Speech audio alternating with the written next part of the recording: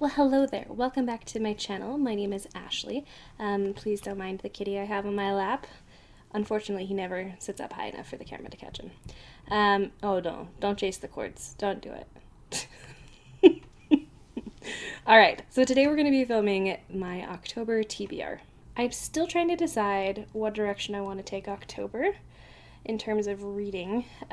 September was a pretty hefty month in terms of classic literature, which means that I don't necessarily feel like a ton of...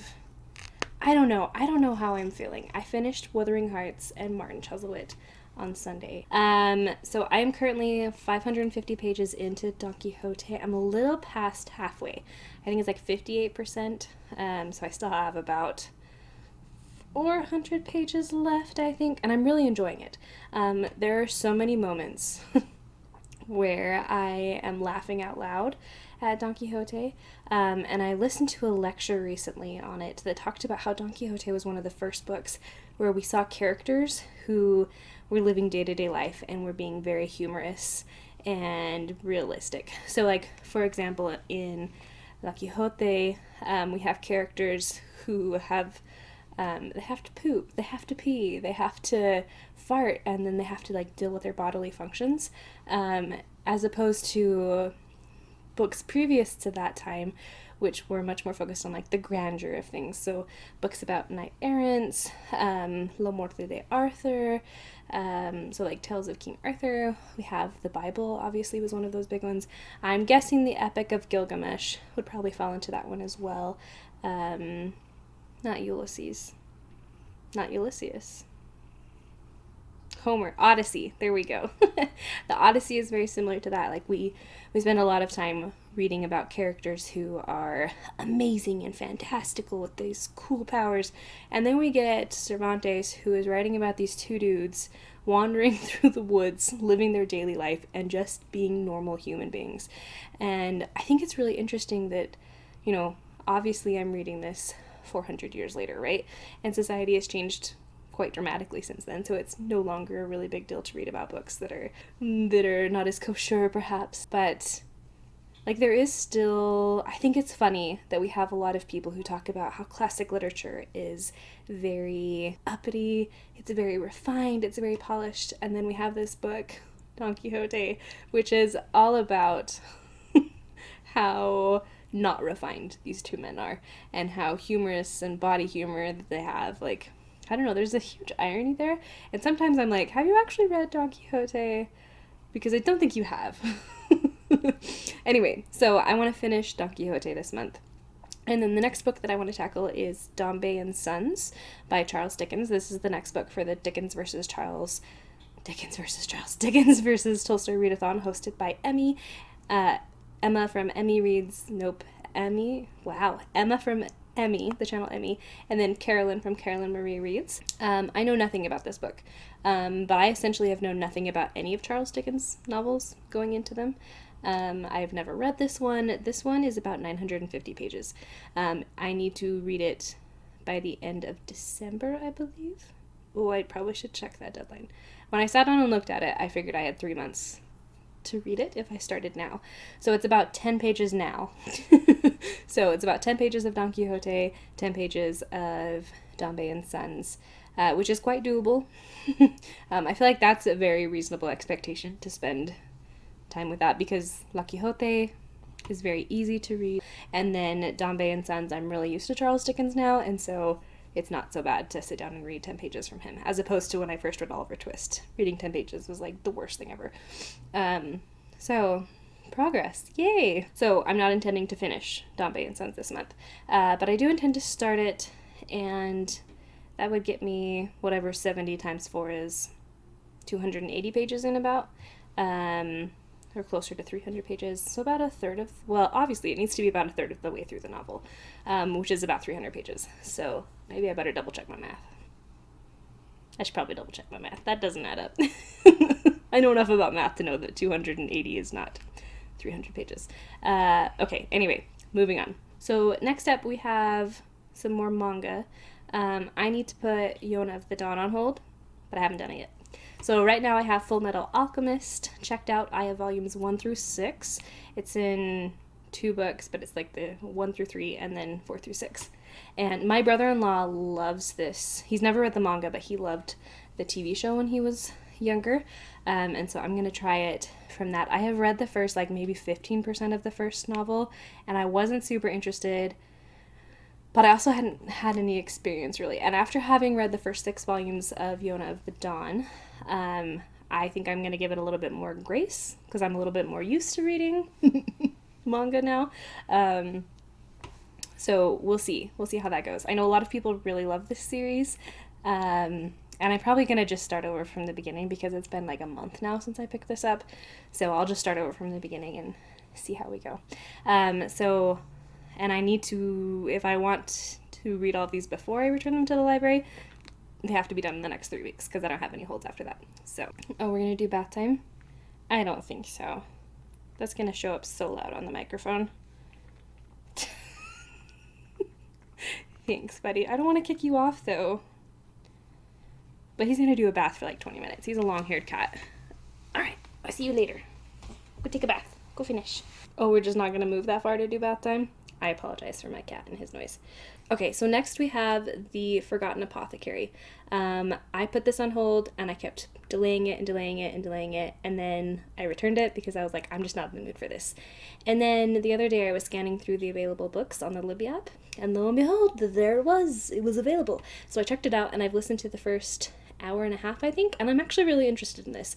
I still do not love flipping back and forth between historical and then present day and then going back into historical times. Like, I don't know why that irritates me like crazy, but it does. And see, here's what's also interesting, because I am now reading Magic Treehouse with my daughter, and I don't mind it. Like, I think it's really interesting that they're flipping.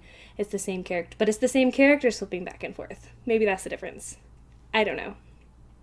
I don't know why this irritates me so much. So I still don't love that, but the writing is very well done. I really kind of care about the characters, so we're going to keep going. I would say that I like this so far a lot better than the Book of Lost Friends that I read last summer, I think. So we're going to just stick it out, but this is probably going to be the only historical fiction that I read, just because I tend to not like this genre at all. However, so far, so good.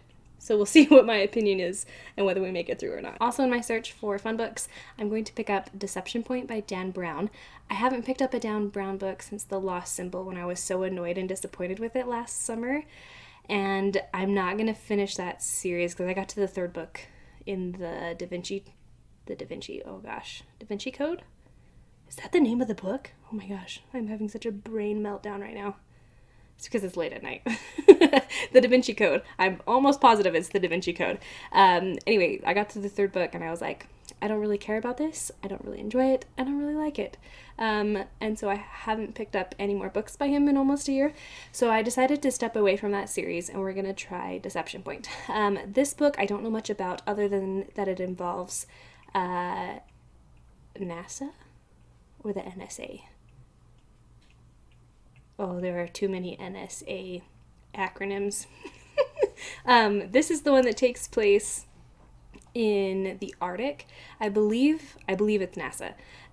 Something hits the Earth in Antarctica or some sort of frozen wasteland, and they send a cryptologist, I believe.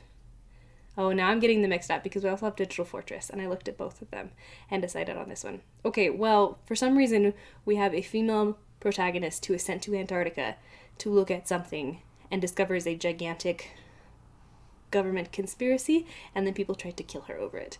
I don't really need more details than that. That sounds interesting enough for me. I like thriller novels. This is also the month of October, so we're going to go for that. Actually, now that I think about it, I'm really surprised that I was so annoyed by that Dan Brown book, because my expectations for thriller novels don't have to be that high. I just want to be entertained. I picked these novels up for pure entertainment. This is just candy. All right, we're coming to the end of this list. So the next one we have on here is The Last Song by Nicholas Sparks. I still have not read this summer. It is now October. It is officially not summer, but it is still warmish. So maybe I might not make it through this one this year. Because I spent most of my time reading classics in the month of September and did not have any time for extra fluffy stuff other than manga. So we'll see how this goes. I do have the audiobook checked out, but I hate the narrator. I hate the narrator. I don't hate them as a person, but I do hate their voice. So I have a hard time getting into it. I'm sure if I could get myself involved in the story and I wanted to keep moving with it, but I didn't have a chance to like sit down and read the book, I could then switch to the audiobook. Sometimes that's worked in the past before, and then I don't mind the narrator as much, but just like moving into it when it's a story that I know and I've already read multiple times doesn't work as well. And last, but certainly not least, I plan to read Edgar Allan Poe this year. I think I'm going to get a group of friends together, or maybe just me and my friend, depending on how many people are interested. And I'm just going to read Edgar Allan Poe with them. We're just going to either listen to an audiobook, read it all out loud together with some candles and some chocolate. I don't know what, but we're going to read some Edgar Allan Poe, and it's going to be fantastic. And then I'm going to read some on my own. I have this cute, tiny little book. Look, I don't know if you can tell. This is a very tiny pocketbook edition. Like, this is like a normal sized book. And then we have this cute baby one. And it's got a cute little, I don't know why, like, I hate reading small books, but for some reason it's just so cute, and I just want to read it, even though I have 2 copies of Edgar Allan Poe, because I cannot get rid of this little one, because it's cute. So I'm going to read it and decide that this is completely impractical to continue to hold on to this.